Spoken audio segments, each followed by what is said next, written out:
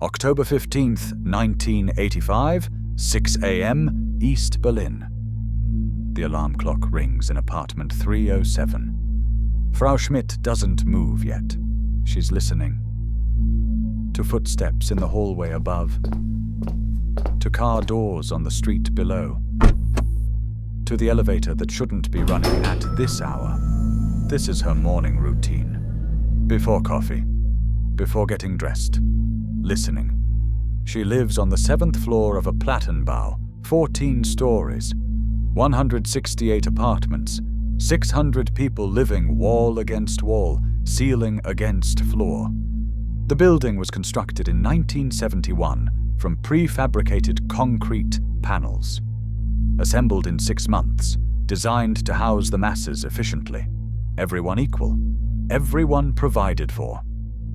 Today, we're spending 24 hours inside apartment 307, not to hear about East Germany, to see how it actually worked.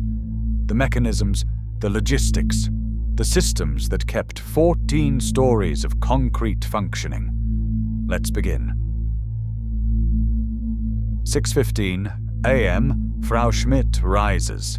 The apartment holds the night's cold like a stone. Not freezing, not yet, but cold enough that her breath fogs the bathroom mirror. The central heating won't start for another 15 minutes. Controlled from the basement. 1 boiler, 168 apartments, 1 schedule. She moves through the kitchen in darkness, hand trailing the wall. Doesn't turn on the light. The monthly electricity bill is calculated by kilowatt hours. Last month, apartment 307 used 87. Apartment 308 used 91. The difference was noted. Everything is noted. The apartment, 2 rooms, kitchen, bathroom. 60 square meters for 3 people. Frau Schmidt, her husband Klaus, their daughter Anna. The walls are prefabricated concrete panels, 12 centimeters thick. From the bedroom, she hears Herr Becker in 308 coughing through the wall. From above, apartment 407, the morning radio. Deutschlandsender, the state station. 6:30 a.m. The radiators clank to life. The sound travels through the building like a signal. Pipes expanding, water circulating. 14 floors waking in stages. Heat rises from the basement through vertical shafts, distributed by horizontal branches to each apartment. The system was installed in 1971. 14 years of operation. Maintenance requests filed, 17. Maintenance visits completed, 4. Water pressure this morning, low. Frau Schmidt fills the kettle. It takes 4 minutes instead of 2. She's learned to adjust. Fill it the night before. Boil what you need. Don't waste. Coffee, 3 tablespoons, measured exactly. Real coffee from the consume, not barley substitute. Klaus's monthly salary as a machinist, 850 marks. Coffee costs 72 marks per kilogram. She measures carefully. The percolator sits on the stove. 4 gas burners. Natural gas supplied through building infrastructure. Metered, billed quarterly. 6:45 a.m. Klaus emerges from the bedroom. He doesn't speak. Neither does she. The walls carry sound too well. Conversations at normal volume reach adjacent apartments. They've learned to modulate, to wait. Klaus moves to the window, parts the curtain 5 centimeters. Enough to see the street, not enough to be visible from below. He's checking for the Wartburg sedan. Dark blue. 2 occupants. The car has appeared 4 times in the past 3 weeks. Parks across the street. Remains for 2 to 4 hours. The occupants never exit. They watch the building entrance. Klaus doesn't know who they're watching. 14 floors, 168 apartments. Statistical probability, not him. But certainty is impossible. Normal, he says quietly. Frau Schmidt exhales. 7 a.m. Anna wakes. 14 years old. Member of the FDJ since age 6.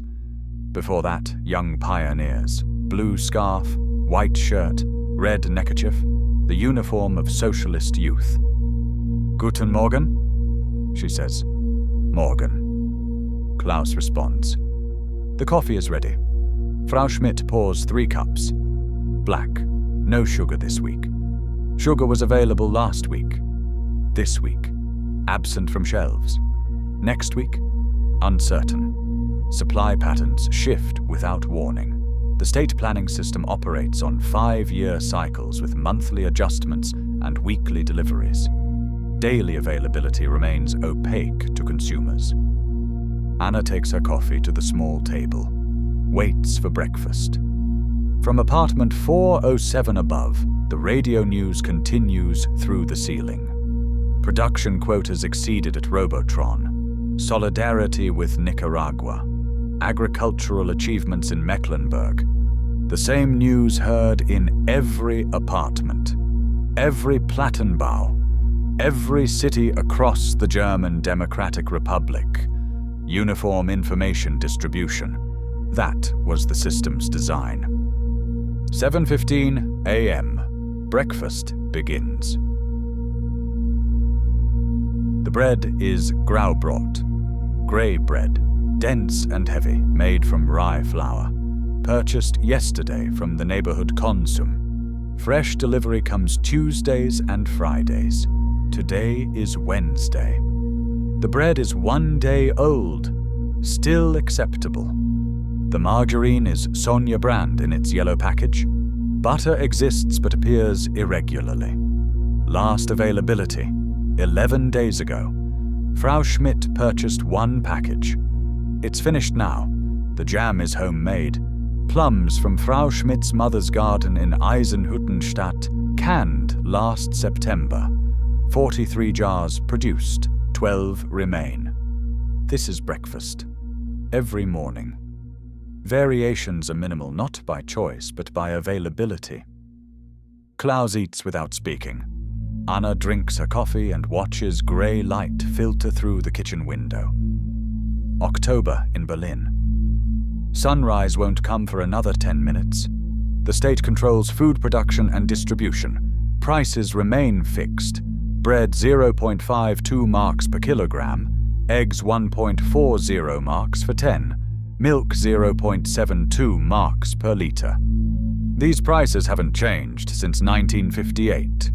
27 years without inflation in official prices. But availability fluctuates constantly. The economy operates on quotas measuring output, not demand. A factory producing 10,000 grey winter coats fulfills its quota regardless of whether anyone needs grey winter coats. The plan specifies coats, the factory delivers coats. Success. The result? Systematic mismatch. Too many coats, not enough shoes. Too much vinegar, not enough cooking oil. Too many pickles, not enough fresh vegetables. Shopping isn't about choosing. It's about finding what exists. Frau Schmidt understands the patterns through years of practice. Meat delivery at the Konsum. Wednesday mornings, arrival between 8 and 10 a.m. Chicken appears the first Wednesday of the month, usually. Pork the second and fourth Wednesday. Sometimes. Beef arrives irregularly, mostly bone and connective tissue. Eggs come Friday mornings. Limit, 10 per customer, sometimes 20 if supply is abundant. Butter has no pattern. It appears. It disappears. The queue forms instantly. Word spreads through informal networks nobody can quite explain. Anna finishes her bread and drains her coffee. She needs to leave by 8 a.m. School is a 20-minute walk. She could take the Straßenbahn for 20 Pfennig each way. Walking is free. She collects her school bag. Inside, textbooks, notebooks, her FDJ membership booklet with photo and loyalty declaration. Frau Schmidt watches her daughter prepare. She wants to say something about being careful, about watching what she says, about understanding that 14 is young, but not young enough to be careless. Instead, she asks about the history test. "You studied?" "Yes," Anna says. The test covers 1945 to 1960, the liberation of Germany by the Soviet Army, the founding of the German Democratic Republic, the construction of socialism. The textbook is titled History of Our Fatherland, published by Folk und Wissen Verlag, the state publishing house, the only publisher permitted to produce school textbooks. Anna has memorized the required facts, not because they're true, because they're required. She learned this distinction without anyone teaching it explicitly. Everyone learns it. 8 a.m. Anna leaves. The door closes. The lock clicks. Frau Schmidt and Klaus sit in silence. Klaus finishes his coffee and checks his watch. He needs to leave for the factory by 8:20. Werbeelektrokohle Lichtenberg, 12 kilometers. 40 minutes by Straßenbahn and walking. Frau Schmidt clears the table. 3 plates, 3 cups, 3 forks, into the sink. Hot water is available from 6 a.m. to 9 a.m., then cold until 5 p.m., then hot again from 5 p.m. to 10 p.m. The schedule is posted in the building entrance, typed and laminated, updated annually. Klaus changes into work clothes, grey trousers, blue shirt, work boots stained with machine oil and carbon dust. 8:20 a.m. He leaves. Frau Schmidt is alone with the radiators hissing and the sounds from neighboring apartments. Herr Becker's radio, Frau Zimmermann's footsteps below, the elevator ascending and descending. Today is shopping day. She picks up her Einkaufsnetz, the mesh bag every East German carries. Folded, it fits in a pocket. Expanded, it holds 5 kilograms. She puts on her coat, checks the lock, and leaves apartment 307. The hallway is empty. Fluorescent lights hum overhead. She waits for the elevator. Outside, the October sky is grey. The street is grey. The buildings are grey. She walks towards the Konsum. 15 minutes on foot. Shopping begins. Anna walks quickly through streets filling with the morning shift. Workers heading to factories, students to schools. She passes others in FDJ blue with red neckerchiefs. The uniform is required. Anna has 2 blue shirts. One is washing. She wears the other. The school building, Polytechnische Oberschule Berlin-Lichtenberg. 4 stories of concrete and glass. Built 1968. Capacity, 800 students. She enters at 8:25 a.m. The hallway smells of floor wax and heating oil. Polished linoleum floors, walls painted institutional green. She climbs to the 3rd floor, classroom 307. 32 students, ages 13 to 15. The teacher, Herr Krause, sits at his desk. 53 years old. Teaches history and civics. SED member since 1956. Party membership is required for teaching positions. The classroom walls display a portrait of Erich Honecker, a map of the German Democratic Republic, production achievement charts from VEB Elektrokohle, and the FDJ activity schedule. 8:30 a.m. The bell rings. Guten Morgen, Herr Krause sagt. Guten Morgen, Herr Krause. 32 voices respond in unison. They sit. Books open. Notebooks ready. History, Chapter 7. The Liberation of Berlin, April 1945. The textbook is History of Our Fatherland, Folk und Wissen Verlag, 1982 edition. The only approved textbook. Anna opens to page 187. The heroic Soviet army, under Marshal Zhukov, defeated the fascist forces and liberated Berlin on May 2, 1945. The German people were freed from tyranny. The path to socialism was opened, Herr Krause reads. The students follow. Some take notes, some simply read. Anna copies into her notebook. May 2nd, 1945. Liberation of Berlin by Soviet forces. She doesn't write what she's thinking. Her grandfather was in Berlin in May 1945. He described it differently before he stopped talking about it in 1961. No one in the family mentions it anymore. Herr Krause continues. The Western powers played a minimal role. The Soviet Union bore the burden of defeating fascism. The textbook contains one narrative. The students learn one narrative. The examination tests one narrative. Anna writes what's required. 9:30 a.m. Civics. Today we discuss the responsibilities of socialist youth. Herr Krause says, standing at the front with hands behind his back. As FDJ members, you have duties to your school, to your community, to the party, to the German Democratic Republic. He pauses. One duty is vigilance. The word settles over the room like dust. Vigilance means awareness, paying attention to your surroundings, to irregular behavior, to actions that undermine socialist society. If you observe irregular behavior, reporting it is your responsibility, not as informing, as protecting. A girl in the front row, Monica, raises her hand. Yes. My uncle listens to Western radio. I told my parents. Good. Family correction is the first step. Anna keeps her expression neutral and writes in her notebook. Vigilance protects socialist society. She doesn't write what she heard last night through the bedroom wall. A voice. Not Deutschlandsender. Not Radio DDR. Western. Her father's radio. She won't mention it. Not to Monica. Not to Herr Krause. Not to anyone. Not because she's protecting her father. Because she understands the system. The system doesn't require everyone to inform. It requires the possibility that anyone might. That uncertainty is sufficient. 10 a.m. Mathematics, algebra, equations, variables. Anna solves problems and checks her work. Mathematics is clean and objective. 2 + 2 = 4 in East Germany and West Germany and everywhere.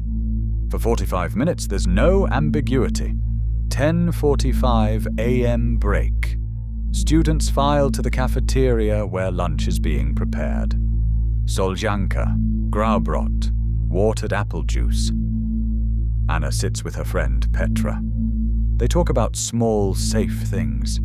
A book Petra is reading, a song on the radio, the weather. Not what they think about school or textbooks or the FDJ or the future. Those topics remain unspoken. 11 a.m. Russian language, mandatory from grade 5 onward. The eternal friendship with the Soviet Union requires linguistic competence. Anna conjugates verbs and translates sentences. She's competent at Russian, not fluent. When called upon, she answers correctly. The lesson continues through past tense, future tense, imperative mood. 12:45 p.m. School lunch, then afternoon classes, chemistry, physics, German literature. 3 p.m. School ends. Anna collects her bag and walks home past grey buildings and grey streets under grey sky. 20 minutes later, she arrives. Frau Schmidt is waiting. 9 a.m. Frau Schmidt approaches the Konsum. The building is concrete, single-story, built in 1964. It serves 4 Plattenbau blocks, approximately 2,400 residents. A queue has already formed outside, 18 people, maybe 20, waiting in worn coats for the 9:30 opening. Frau Schmidt joins the end. She recognizes most faces without needing to greet them loudly. Frau Weber from her building. Herr Koch from 2 blocks over. elderly Frau Lehmann who complains about her knees but never misses a delivery day. They exchange quiet nods. The queue operates on rules nobody wrote down. No cutting, no holding places for more than one person, no asking what's being delivered. You'll find out when the doors open. 9:30 a.m. The doors unlock. The queue moves forward in orderly fashion. No rushing. Rushing draws attention. Inside, fluorescent lights buzzing overhead, linoleum floors, metal shelving. The layout is standardized. Every consum across the German Democratic Republic uses the same floor plan. Produce left, meat counter center, dairy right, canned goods and dry goods at the rear. Frau Schmidt takes a wire basket and begins her circuit. The produce section is sparse. A few bins hold potatoes, their skins still caked with dirt from collective farms outside the city. Cabbage heads are stacked in a careful pyramid, outer leaves browning at the edges. 3 kilograms of onions, small and hard. A basket of apples, spotted and small. The carrots are wilted. She passes on those. No tomatoes, no lettuce, no cucumbers, no peppers. The empty spaces on the metal shelves tell their own story about what the planning system prioritizes and what it doesn't. She takes 2 kilograms of potatoes, 1 cabbage, half a kilogram of onions, and 2 apples. What exists, not what she wants. The meat counter is where everything matters. Behind the glass case stands Herr Schulze in his stained white coat. He's been the consum butcher since 1971. 14 years of standing behind this counter, watching the queue, knowing who has connections and who can be useful. Frau Schmidt, he says with a slight nod. Herr Schulze, what's available today? He gestures to the case with a practiced motion. Rindfleisch, beef, 3 cuts, poor quality, mostly bone and connective tissue. Behind her, 3 people wait in line. Pork? She asks quietly. He hesitates, glances at the queue, then reaches under the counter, pulls out a wrapped package and places it on the scale. 450 grams. Decent cut. Actual meat, not bone. 8 marks, he says. The official price should be 6, but Frau Schmidt doesn't argue. You don't argue with the person who controls meat distribution. Last month, she gave his wife 2 meters of blue cotton fabric obtained through her cousin at the textile factory. Herr Schulze remembers these things.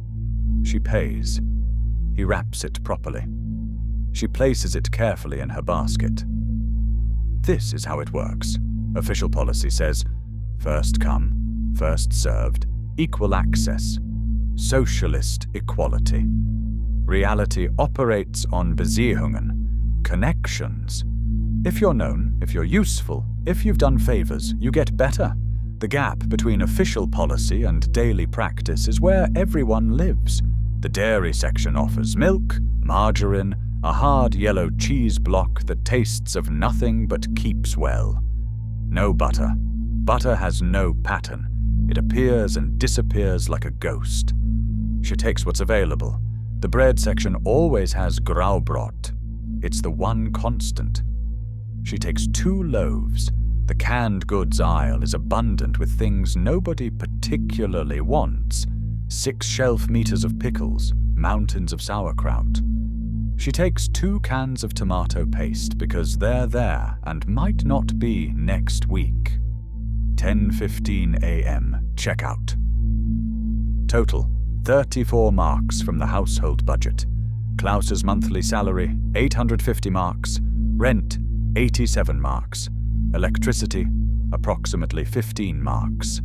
Gas, approximately 12 marks. Remaining for food, clothing, everything else, approximately 736 marks. This shopping trip represents 4.6% of the monthly budget. In her Einkaufsnetz, Pork, potatoes, cabbage, onions, apples, milk, margarine, cheese, bread, tomato paste. A good haul. Herr Schultz's pork makes it good. But she's not finished. As she was checking out, Herr Schulze said something quietly. Just 2 words. Alexanderplatz. Textiles. A delivery has arrived. Something unusual, worth investigating. She takes the Straßenbahn for 20 Pfennig. The streetcar rattles along Frankfurter Allee past blocks identical to her own. 14 stories. Concrete, prefabricated panels stretching into the distance. The city is a grid of sameness. 12 p.m. Alexanderplatz, the center of East Berlin. The Fernsehturm rises 368 meters above the square, steel and concrete piercing the grey sky. The sphere near the top catches sunlight and reflects it as a cross of light visible from West Berlin. West Berliners call it the Pope's Revenge, a daily reminder of what the socialist state tried to suppress. Frau Schmidt walks to Centrum Warenhaus, the state-owned department store. 4 floors, 3rd floor, textiles. A queue has formed, 30 people, maybe 40. Word spread fast through networks nobody can quite explain. Someone saw the delivery truck. Someone told someone else. The informal system activated. She joins the queue and waits, 1 p.m. She reaches the counter. On the table, bolts of fabric, cotton and polyester blends, colors limited to gray, brown, dark blue, beige. No patterns, no florals, no brightness. Utilitarian cloth for utilitarian purposes. How much? She asks the clerk. 12 marks per meter. She calculates quickly. A dress for Anna requires approximately 3 meters. 36 marks, nearly half a week's groceries. Anna's current dress is wearing thin, frayed at the hem, the fabric fading. When will fabric be available again? The answer is always uncertain. She buys 3 meters of dark blue cotton. The clerk measures with practiced precision, cuts, wraps it in brown paper. Frau Schmidt pays and leaves 1:30 p.m. She takes the Straßenbahn home. Total time spent shopping, 4.5 hours. Total distance walked, approximately 6 kilometers. In her bag, food for 3 days if stretched carefully, fabric for 1 dress if sewn carefully. This is shopping in East Germany. Not a convenience or a choice. A system requiring time, knowledge of invisible patterns, connections cultivated over years, and patience measured in decades. She arrives home at 2 p.m. and climbs 7 flights. The elevator is still broken. She unlocks apartment 307 and puts away her purchases methodically. Pork in the small Soviet-made refrigerator purchased in 1976. Potatoes and cabbage in the lower cupboard. Fabric in the bedroom closet. She sits for the first time since 9 a.m. The apartment is quiet except for the radiators and sounds from other apartments, life continuing in parallel behind thin walls. 2:15 p.m. She needs to start preparing dinner. Klaus will be home at 5:30, Anna at 3:15. She rises, goes to the kitchen, and begins chopping cabbage with a knife she sharpens herself every Sunday. Maintenance is essential. Replacement is difficult. Outside, the afternoon remains grey. Inside, apartment 307 fills with the smell of cabbage and onions. Normal, ordinary, daily. This is life. He climbs 7 flights, breathing heavily. The elevator remains broken. Maintenance was called this morning. Maintenance hasn't arrived. He's tired from 12 hours at VEB Electrokohle, operating a lathe, machining carbon brushes for electric motors. The factory is loud. The air is thick with dust. The quota was met. It's always met. He unlocks the door to the smell of cooking cabbage and pork. How was it? Frau Schmidt asks. The quota, he says, which means the same. The machine ran. Parts were produced. Numbers were recorded. The system continued. He washes in the bathroom. The water is warm. Hot water schedule runs from 6 p.m. to 9 p.m. and he's within the window. He changes into home clothes. Work clothes stained with oil and carbon dust go into the laundry basket. The television is on. Black and white, purchased in 1978. 2 channels, DFF1 and DFF2, both state-controlled. Evening news plays, production achievements at Rostock shipyards, trade delegation from Cuba, agricultural success in Mecklenburg. And then something different. General Secretary Gorbachev continues restructuring efforts in the Soviet Union. Chairman Honecker reaffirms that the German Democratic Republic has already implemented necessary reforms. Klaus looks at Frau Schmidt. She looks back. No words needed. They both understand. Moscow is changing. East Berlin is not. When one moves and the other doesn't, the gap widens. What happens when that gap becomes too wide? Neither knows. 6 p.m. dinner. The table is set. 3 plates, 3 forks, 3 glasses of water. Eintopf. 1 pot stew with pork, cabbage, potatoes, onions, salt, pepper, and bay leaf from Frau Schmidt's mother's garden. They eat while the television continues in the background. From apartment 308, Herr Becker's television plays the same program through the wall. From above, the same. Synchronized consumption across 14 floors. Anna finishes first and excuses herself for homework. Klaus and Frau Schmidt remain at the table. How much? Klaus asks, nodding towards the empty stew pot. 8, Frau Schmidt says. He nods. Expensive, but worth it. They clear the table. Frau Schmidt washes dishes in the available hot water. Klaus sits with Neues Deutschland, the official SED newspaper delivered daily to their building. Subscription is strongly encouraged. The headlines celebrate achievements. The articles quote statistics. The editorials warn against Western imperialism. Klaus reads it not because he believes everything, but because not reading it would be noted. 7 p.m. Anna does homework. Mathematics, 15 problems. Russian, vocabulary list, 20 words. Civics, essay, 500 words. Topic: the achievements of socialist planning in housing construction. She writes what's expected. The Plattenbau program housed millions. Construction was rapid. Costs were controlled. Living standards improved. She doesn't write that the walls are thin. The elevators break. The heating can't be adjusted. And privacy doesn't exist. She writes what will receive a good mark. Klaus helps with mathematics. Frau Schmidt reviews Russian vocabulary, the essay they don't touch. 7:45 p.m. Homework complete. Anna puts her books away and reads from the school library. An approved book. A safe book. Klaus returns to Neues Deutschland.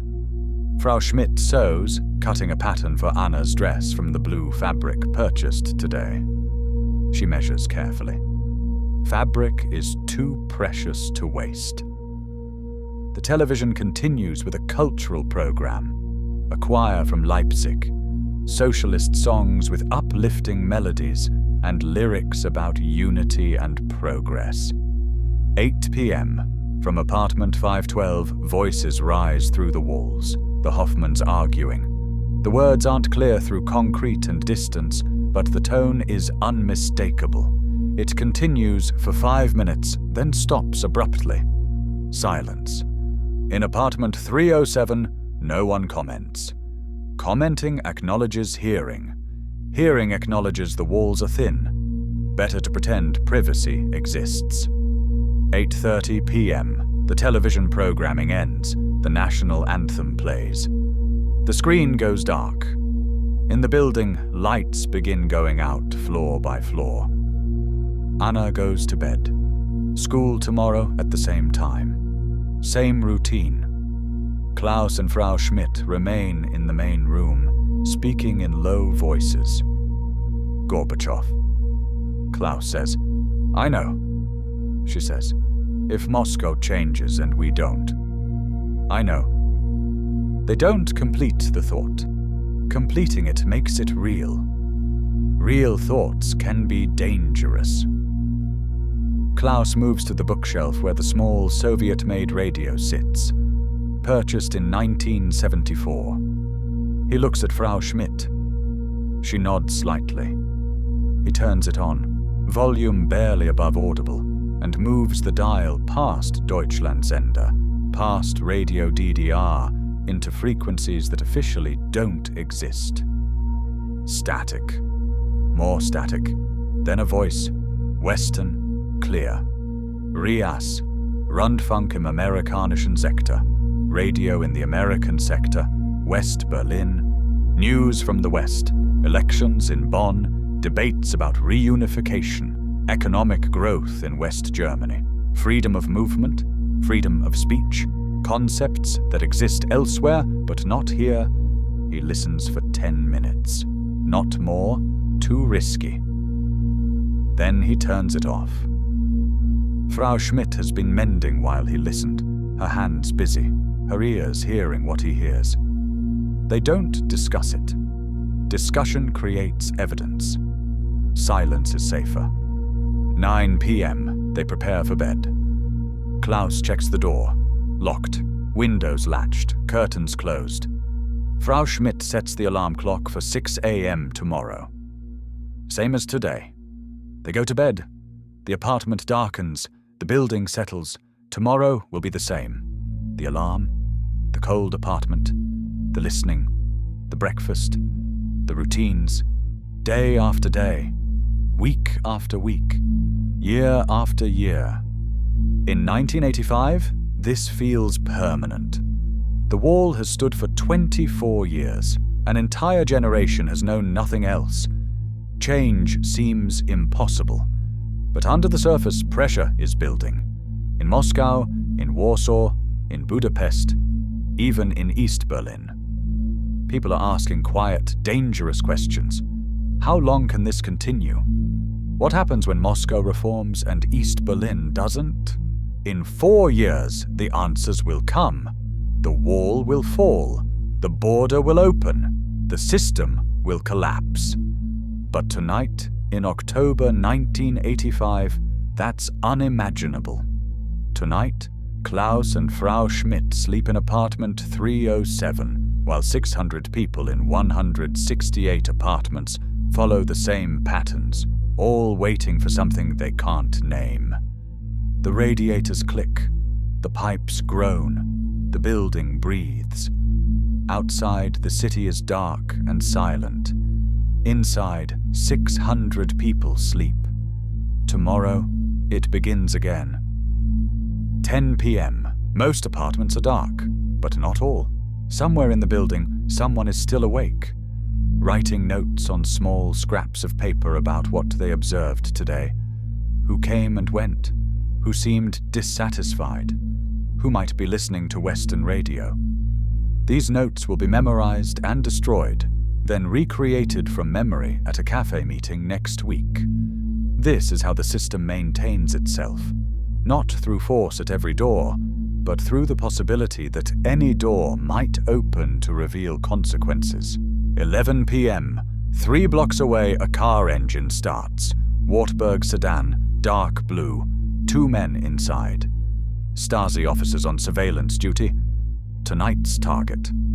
A man who applied for an exit visa 6 months ago. He lost his job 2 weeks after applying. His daughter was removed from university. His wife was demoted. He hasn't withdrawn his application, which makes him stubborn, unreliable, requiring observation. The officers park across from his building and take notes. License plates of visitors, entry and exit times, patterns of behavior. Sometimes they follow him to the unemployment office, to shops, to friends. The goal isn't always arrest. Often it's pressure, psychological weight from the constant awareness of being watched.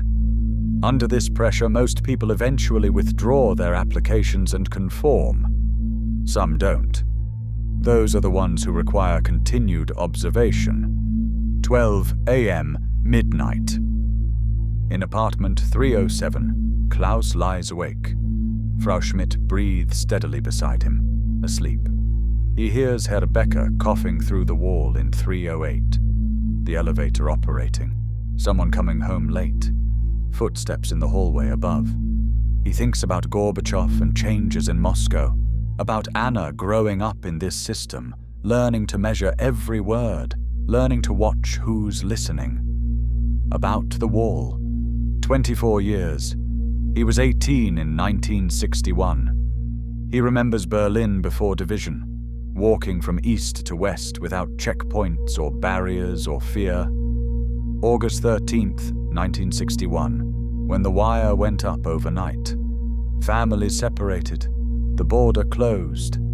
He thought it was temporary. Weeks, maybe months. 24 years later, it's still there. Concrete, guard towers, death strip. At least 140 people killed trying to cross, shot, drowned, blown apart by mines. The official name is Anti-Fascist Protection Barrier, protecting the East from Western aggression. But Klaus knows what it really protects, the system from its own citizens. Why does he stay? Because leaving is nearly impossible. Because applying for an exit visa means consequences for the entire family. Because escape attempts often end in death. Because starting over at 42 with nothing is unimaginable. So he stays. Listens to Western radio for 10 minutes each night. Hopes things might change someday. 1 a.m. The city is silent. The Straßenbahn has stopped running. Factories are dark. Shops closed. In the Plattenbau, 600 people sleep or try to sleep behind thin walls. 2 a.m. A sound outside, car door closing softly. Klaus goes to the window and parts the curtain. Below, the dark sedan. 2 men standing beside it, looking up at the building. Not at his window. Higher, different apartment.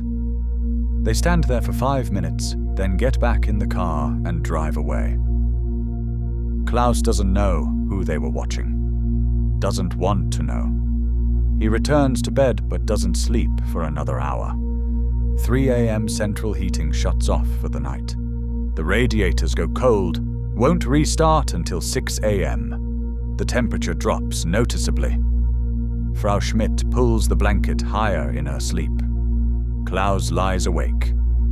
Outside, the first snow of the season begins to fall. October snow, early and light, covering the grey city in temporary white.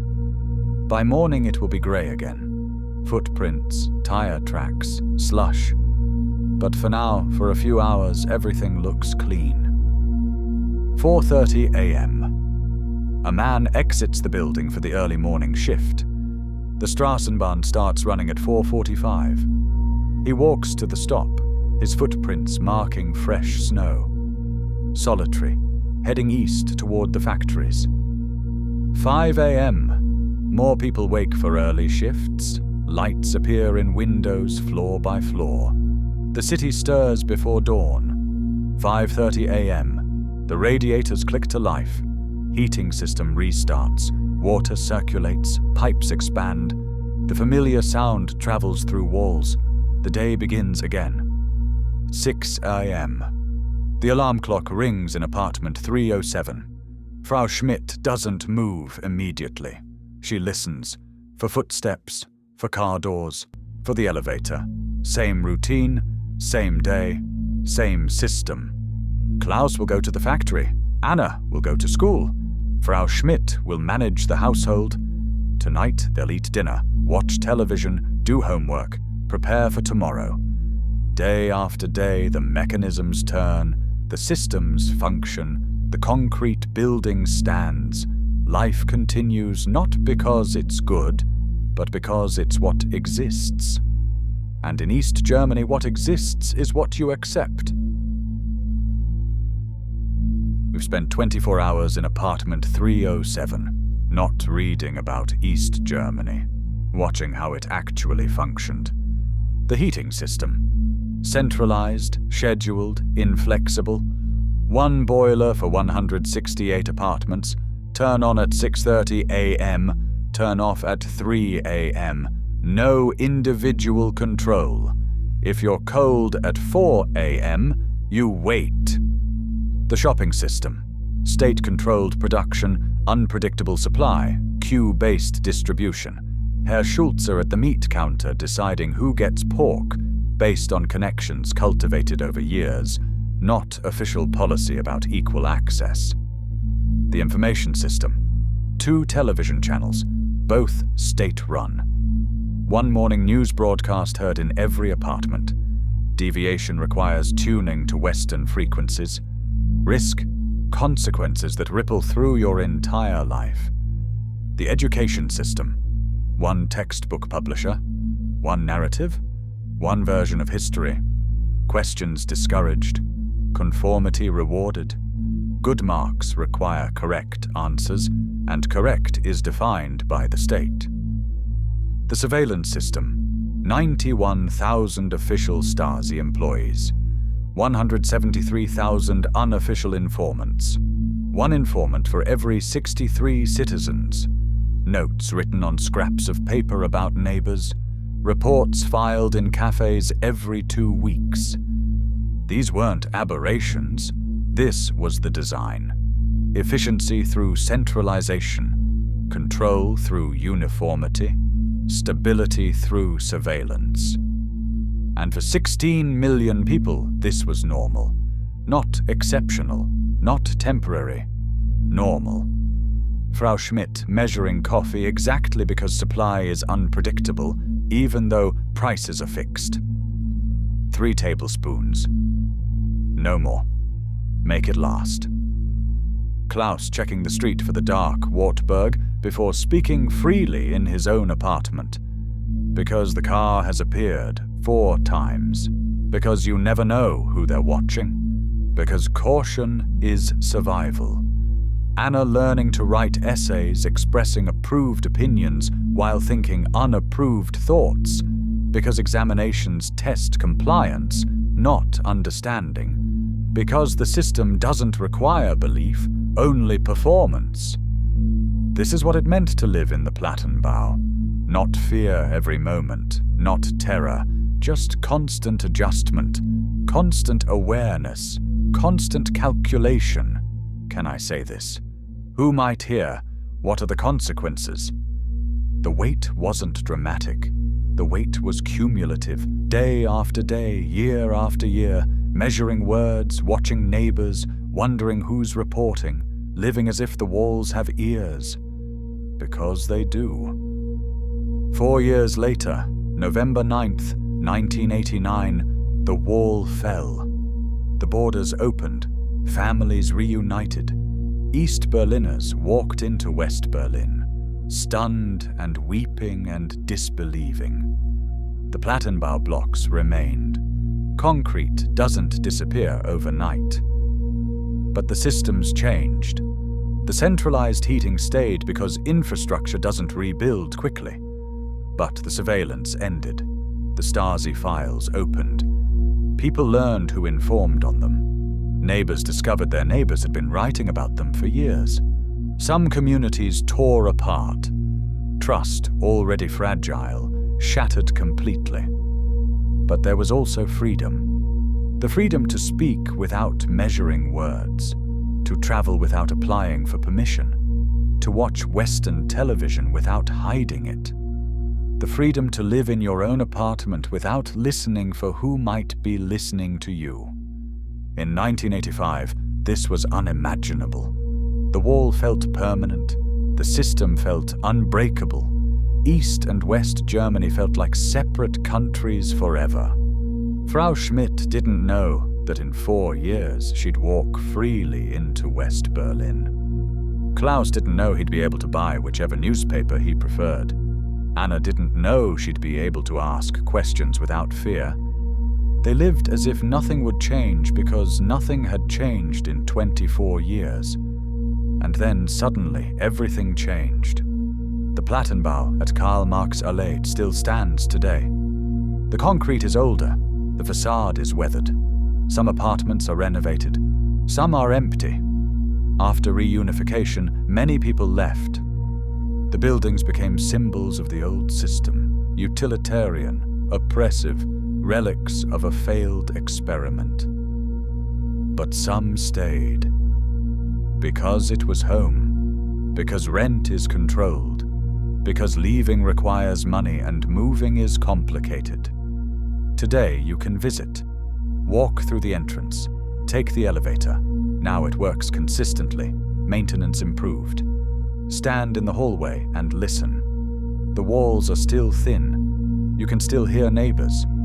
The radiators still clank. But the fear is gone. The surveillance ended.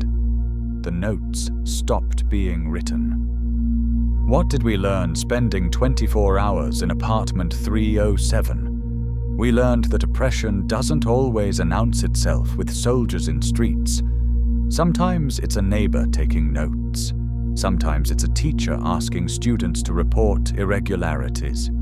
Sometimes it's a system that makes everyone responsible for watching everyone else. We learned that systems matter more than intentions. The planners who designed the Plattenbau program intended to house people efficiently.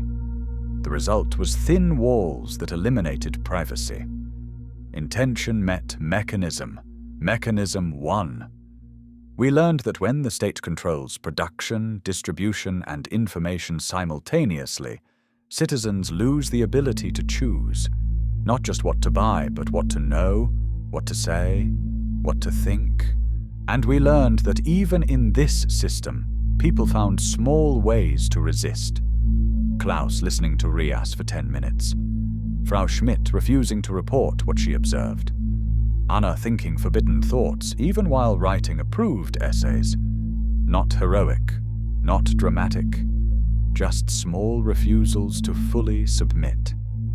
And those small refusals, multiplied across millions of people over decades, accumulated until November 1989, when the pressure became too much, and people walked into the streets, and the system discovered it couldn't hold anymore. The concrete walls of the Plattenbau couldn't keep them in. If you want to understand East Germany, don't study the politics. Don't memorize the statistics. Spend a day in apartment 307. Wake up listening. Eat breakfast in silence. Shop in queues. Come home to thin walls. Go to bed knowing tomorrow will be the same. Live 24 hours where every word is measured, every action is noted, privacy is a memory, and trust is a risk. And then you'll understand. This was life in the Plattenbau. This was life behind the wall. And this is why, when it finally fell, people wept.